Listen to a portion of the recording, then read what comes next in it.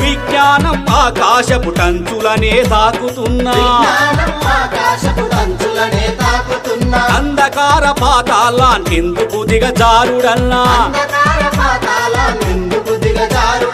ఆధునికత అంటే మూగ జీవుల బలి చేయడమా ఆధునికత అంటే మూగ జీవుల బలి చేయడమా ఆటవికపు అలవాటను కొనసాగిస్తుండడమా